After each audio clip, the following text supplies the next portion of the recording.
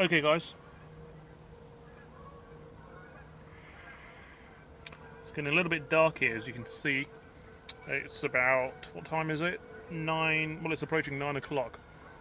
So it's been about 20 degrees today, but apparently we have a heat wave coming up soon. So I'm not going to be complaining too much. So I'm holding this camera as I talk, and something I want to talk about today is traveling and why I travel alone, why I go backpacking alone, and why I encourage others to do it alone.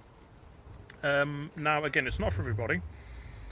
However, I think if you really, well, if you're an introvert, I think, it certainly suits you a lot better to do things alone. But even if you're not, and even if you're like a really sociable person and you like to be around friends, etc., all the time, I think it's still a good way to travel on your own. You discover more about yourself. So I'll say you discover more about yourself, and you're not kind of pressured to do things your other group wants to do. So you can do your own thing. You can just, you can have an itinerary. You may not have an itinerary. You can just get up, go with the flow, and do what you like. Be free-spirited. When I backpacked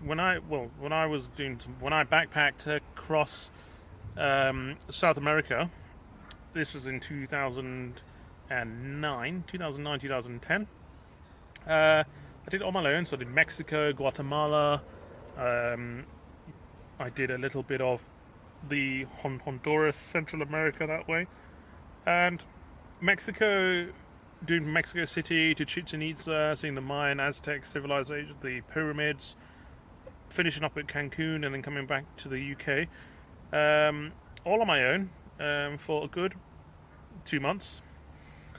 Seen a lot there, made a lot of friends, stayed in hostels, stayed in hotels. The best thing about it is, you see so many like-minded people, just like yourself, who has,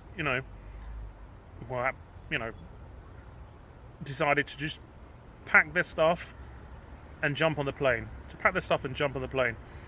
And I think, doing this kind of thing, certainly, it makes you stronger inside. It makes you stronger inside in terms of adapting. So it's about adapting. Now, putting yourself out there, getting yourself out that comfort zone. So it's all about immersing yourself in a foreign language, foreign culture, and naturally you will adapt. You will certainly adapt. And that's one of the best things about it. And again, it's a journey, it's a challenge, and it's an adventure. So I encourage everybody, and you'll make friends.